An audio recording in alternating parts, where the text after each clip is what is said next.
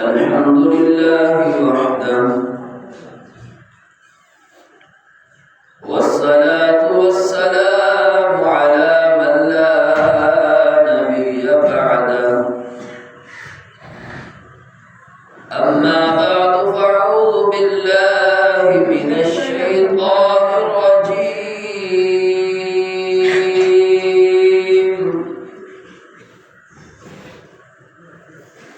بسم الله الرحمن الرحيم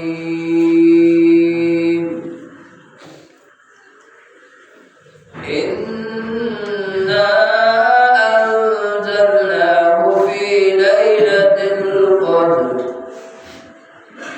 وما أدراك ما ليلة القدر ليلة القدر خير من 1000 شهر تنزل الملائكة والروح فيها بإذن ربهم من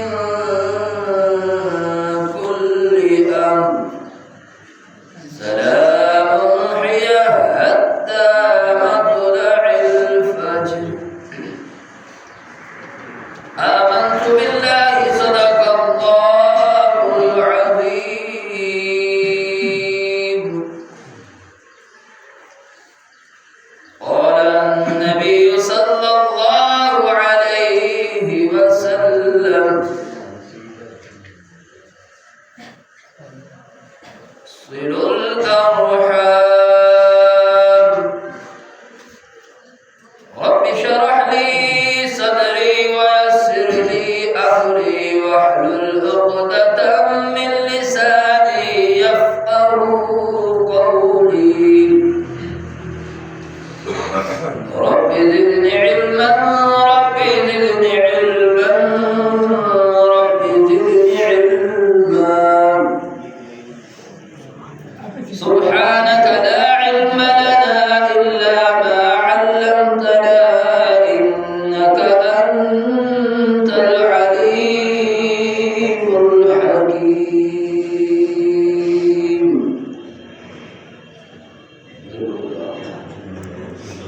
اللهم صل على محمد وعلى آل محمد كما صليت على إبراهيم وعلى آل إبراهيم إنك حميد مجيد اللهم بارك على محمد وعلى آل محمد كما باركت على إبراهيم وعلى آل إبراهيم إنك حميد مجيد الله أكبر الله أكبر لا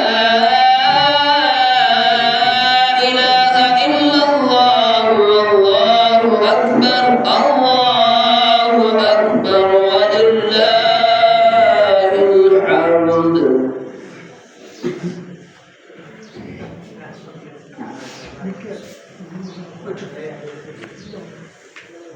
मेरे भाई दोस्तों और बुजुर्गों अल्लाह रब्बुल इज्जत के करोड़ों का एहसान है कि अल्लाह रब्बुल इज्जत ने हमारी जिंदगी में फिर एक मर्तबा हमें अल्लाह रब्बुल इज्जत ने ये ईद का ये खुशी का दिन देखना नसीब फरमाया। मेरे भाई दोस्तों बुजुर्गों ईद का दिन खुशी का दिन है। अल्लाह रब्बुल इज्जत हमें ईद की खुशी नसीब फरमाए। عید کا دن رحمت کا دن ہے۔ اللہ رب العزت ہمیں عید کی رحمت نصیب فرمائے۔ عید کا دن برکت کا دن ہے۔ اللہ رب العزت ہمیں عید کی برکت نصیب فرمائے،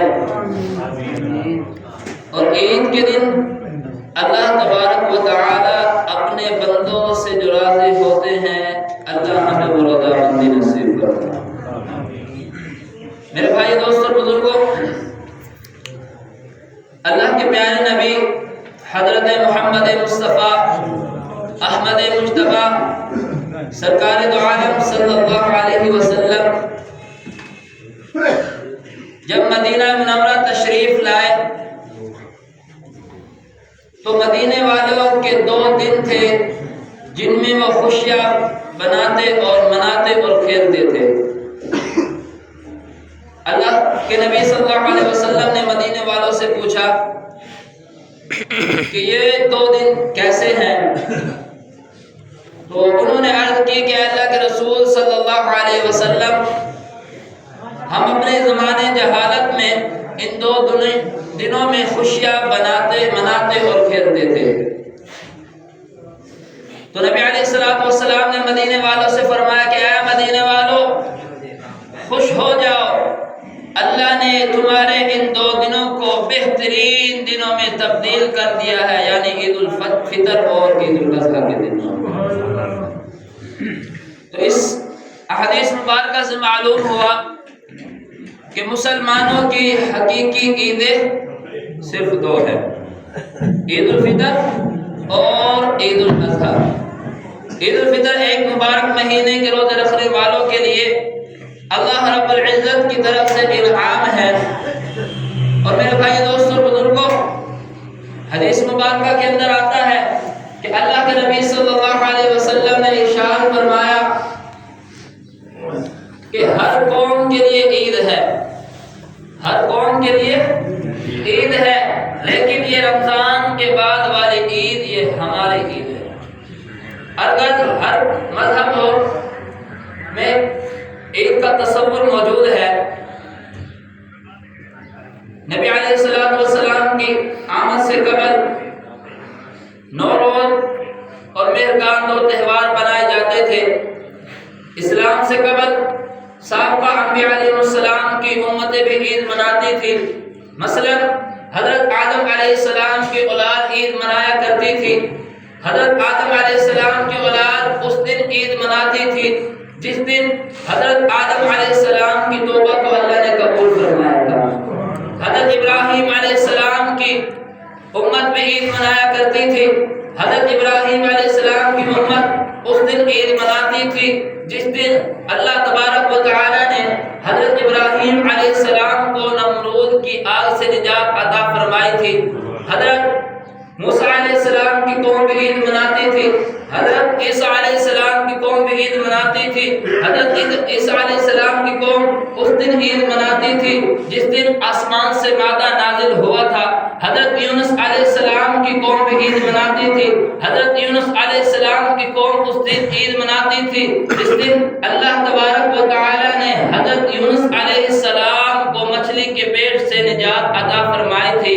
الغرض ہر قوم میں، ہر مذہب میں اسلام کا تصور موجود ہے، لیکن جتنا پاکیزہ تصور عید کا اسلام میں موجود ہے اور کہیں نہیں۔ سبحان۔ رمضان مبارک کے روزے رکھنے والوں کے لیے تراویح نوافل پڑھنے والوں کے لیے اللہ تبارک و تعالیٰ کی طرف سے یہ عید تحفہ ہے۔ اور عید کے دن اللہ تبارک و تعالی اپنے فرشتوں کو مخاطب کر کر فرماتے ہیں کہ اے میرے فرشتوں، اس مزدور کا کیا صلہ ہے، کیا بدلہ ہے جو اپنی مزدوری کا پورا حق ادا کر چکا ہو۔ تو فرشتے عرض کرتے ہیں کہ یا باری تعالی، اس کا صلہ تو یہی ہے کہ اس کو اس کا پورا معاوضہ دے دیا جائے۔ تو اللہ تبارک و تعالی فرشتے سے فرماتے کہ اے میرے فرشتوں، میں تمہیں گواہ ٹھہراتا ہوں، رمضان مبارک کے روزے رکھنے والوں اور کرنے والوں اور تراویح نوافل کا اہتمام کرنے والوں کا اجر و ثواب اپنی رضامندی اور مغفرت کو قرار دیتا ہوں۔ مجھے اپنے عزت و جلال کی قسم ہے، آج میں ان کی خطاؤں کو معاف بھی کروں گا، ان کی صدر پوشی بھی کروں گا اور ان کے حق میں دعا بھی قبول کروں گا۔ تو میرے بھائی دوستوں بزرگوں، یہ عید اللہ رب العزت اور اللہ کے حبیب صلی اللہ علیہ وسلم کی طرف سے ایک تحفہ ہے، اور عید کا تحفہ یہ ہے کہ اللہ تبارک و تعالیٰ عید کے دن اپنے نیک بندوں کے گناہوں کو مٹا دیتے ہیں، اپنے نیک بندوں کی صدر پوشی کرتے ہیں اور اپنے نیک بندوں کی دعائیں قبول فرماتے ہیں۔ حدیث مبارکہ کے اندر آتا ہے کہ جب اللہ کے نیک بندے عید کی نماز پڑھ لیتے ہیں تو اللہ تبارک و تعالیٰ اپنے نیک بندوں کو مخاطب کر کر فرماتے ہیں کہ اے میرے بندو جاؤ واپس اپنے گھروں کو جاؤ، اے میرے بندو جاؤ واپس اپنے گھروں کو جاؤ، میں نے تمہاری مغفرت کر دی ہے اور تمہارے گناہوں کو نیکیوں میں تبدیل کر دیا۔ سبحان اللہ، اللہ اکبر۔ اور حدیث مبارکہ کے اندر اللہ کے نبی صلی اللہ علیہ وسلم نے فرمایا کہ لوگ ایسی حالت میں اپنے گھروں کو جاتے ہیں کہ اللہ نے ان کی معافی کا اعلان عام کر دیا۔ میرے بھائی دوستوں اور بزرگوں، یہ عید کا دن خوشی کا دن ہے، مغفرت کا دن ہے، بخشش کا دن ہے۔ اللہ تبارک و تعالی ہمیں یہ ساری خوشیاں نصیب فرمائے۔ اور میرے بھائی دوستوں اور بزرگوں، یاد رکھیں آج کی اس خوشی میں ہم اپنے غریب غربا اور یتیم مسکین بھائیوں کو بھی یاد رکھیں۔ اللہ کے پیارے نبی صلی اللہ علیہ وسلم کو یتیم مسکینوں سے محبت کتنی تھی۔ بس ایک واقعہ بیان کر اپنی بات کو ختم کروں گا کہ ایک مرتبہ اللہ کے نبی صلی اللہ علیہ وسلم عید کے دن اپنے گھر سے عیدگاہ کی طرف تشریف لے جا رہے تھے۔ مکہ مکرمہ کی گلی میں کچھ بچے کھیل رہے تھے، نہائے دھوئے اچھے کپڑے پہنے ہوئے تھے۔ نبی علیہ السلام جب قریب آئے تو سب بچوں نے سلام کیا۔ نبی علیہ السلام آگے بڑھے۔ جب نبی علیہ السلام آگے بڑھے پر بیٹھا تھا اور کپڑے بھی میلے تھے، آنکھوں میں آنسو تھے اور اداس تھا، کچھ سوچ رہا تھا۔ نبی علیہ السلام کے بڑھتے قدم رک گئے۔ نبی علیہ السلام نے اس بچے سے پوچھا کہ اے بچے تو کون ہے؟ تو وہ بچہ عرض کرتا ہے کہ اے اللہ کے رسول، میں یتیم مدینہ ہوں، میں یتیم مدینہ ہوں، میرے والد کا انتقال ہو گیا ہے۔ میں اپنے والد کو یاد کر رہا ہوں کہ اے کاش آج میرے والد زندہ ہوتے، مجھے نئے کپڑے لے کر دیتے، میں بھی آج نئے کپڑے پہن کر ان بچوں کے ساتھ کھیلتا۔ تو نبی علیہ السلام ارشاد فرماتے ہیں کہ اے بچے تم میرے ساتھ چلو۔ نبی علیہ السلام اس بچے کو لے کر عیدگاہ کی طرف تشریف لے جانے کی بجائے گھر کی طرف تشریف لے گئے اور حضرت اما عائشہ رضی اللہ تعالی عنہا سے فرماتے ہیں کہ اے حمیرہ اس بچے کو نہلا دو، اور اتنے میں حضرت فاطمہ الزہرا رضی اللہ تعالی عنہا کے ہاں پیغام بھیجتے ہیں کہ ایک حسن کا ہم عمر بچہ ہے، اگر حسن کا کوئی دلہا و لباس ہو تو بھیج دو۔ ادھر سے دلہا و لباس آ جاتا ہے۔ حضرت اما عائشہ رضی اللہ تعالی عنہا اس بچے کو نہلا دھلا کر وہ لباس پہنا دیتی ہے اور اس بچے کو سرما لگاتی ہے، سر میں تیل لگاتی ہے، کنگھی کرتی ہے، خوشبو لگاتی ہے۔ اب وہ بچہ نبی علیہ السلام کے ساتھ جانے کے لیے تیار کھڑا ہے۔ نبی علیہ السلام پوچھتے ہیں کہ اے بچے کیا تمہارے والد تمہیں عید پڑھنے کے لیے لے جاتے تھے؟ تو وہ بچہ بڑی معصومیت کے ساتھ کہتا ہے کہ ہاں مجھے میرے ابا جان عید پڑھانے لے جاتے تھے۔ تو نبی علیہ السلام پوچھتے ہیں کہ وہ تمہیں کیسے لے کر جاتے تھے؟ تو بچہ عرض کرتا ہے کہ میرے والد مجھے اپنے کندھوں پر بٹھا کر عیدگاہ کی طرف عید نمازیں پڑھانے کے لیے لے کر جاتے تھے۔ اللہ اکبر۔ نبی علیہ السلام نیچے بیٹھ جاتے ہیں اور فرماتے ہیں کہ اے بچے آؤ تم یتیم ہو میرے کندھوں پر بیٹھ جاؤ۔ نبی علیہ السلام اس بچے کو کندھے پر بٹھا کر باہر تشریف لے جاتے ہیں۔ بچے راستے میں کھیل رہے تھے تو جب ان بچوں نے اس بچے کو دیکھا کہ نبی علیہ السلام کے کندھے مبارک پر بیٹھا ہے تو بچے حیران ہوئے اور سوچنے لگے کہ یہ بچہ ابھی تو یہاں پر رو رہا تھا، اسے کوئی پوچھنے والا نہیں تھا، کپڑے بھی میلے تھے اور بہت اداس تھا۔ اب نبی علیہ السلام لے کر گئے، اپنا حیا نظر آ رہا ہے، کپڑے بھی پہنے ہوئے ہیں، کنگھی بھی کی ہوئی ہے، آنکھوں میں سرما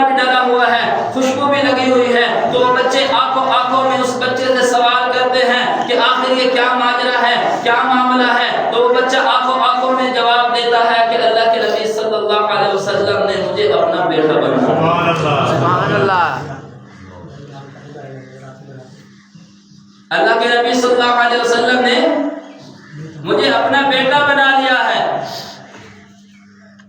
تو جو بچے کھیل رہے تھے جنہوں نے آپ کو مجھے سوال کیا، ان میں سے ایک بچے نے ایک ٹھنڈی سانس لی اور دل میں سوچا کہ اے کاش میں بھی یتیم ہوتا، اے کاش میں بھی یتیم ہوتا، اللہ کے نبی صلی اللہ علیہ وسلم مجھے بھی اپنا بیٹا بنا دیتے.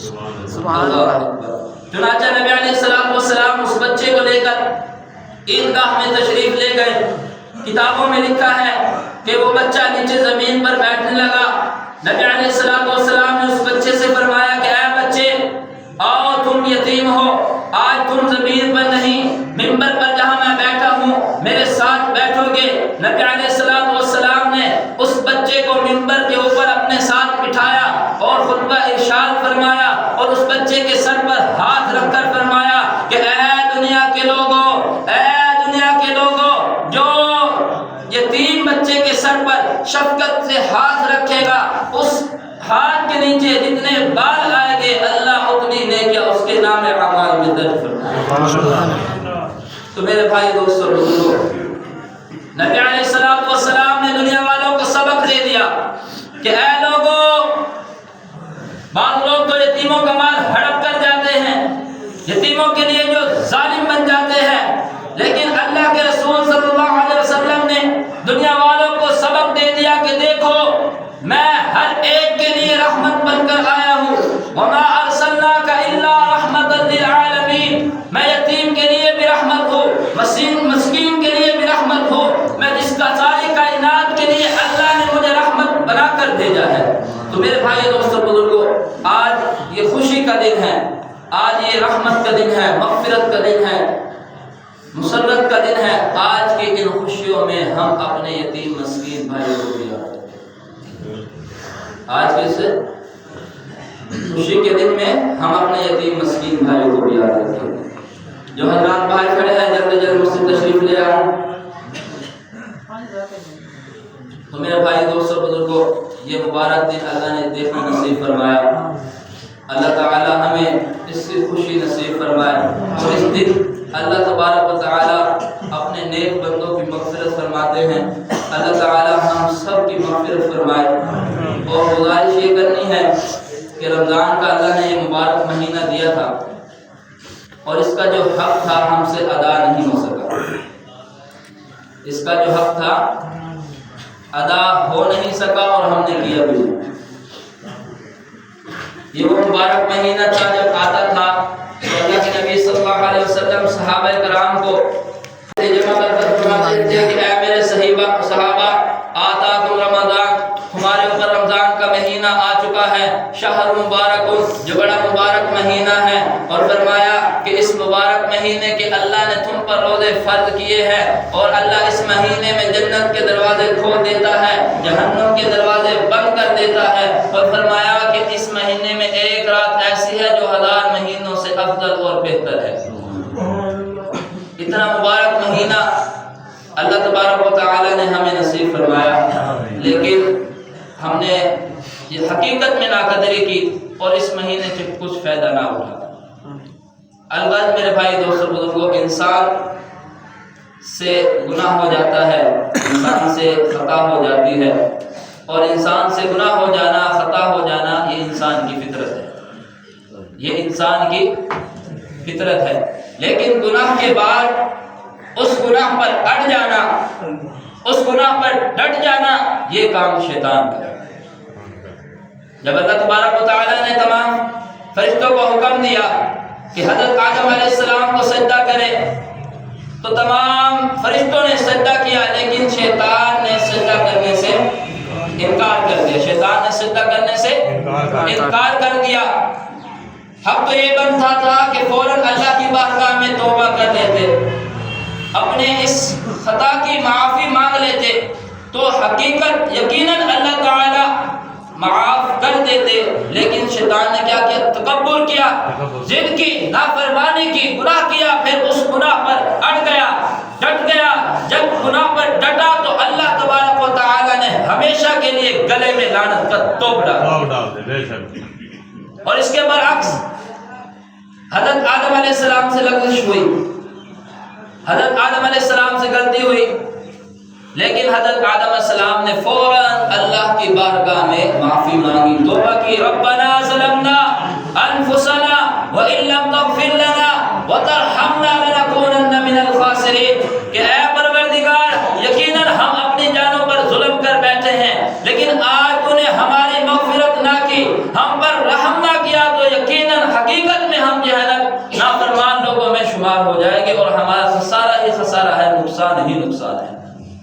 تو البتہ میرے بھائی دوستو بزرگوں، انسان سے غلطی ہو جانا یہ انسان کی فطرت ہے، اور فرماتے ہیں کہ انسان سے گناہ ہو جانا یہ آدمیت ہے، اور گناہ کے بعد گناہ پر ڈٹ جانا یہ شیطانیت ہے، اور پھر گناہ کے بعد توبہ کر لینا یہ بندگی ہے۔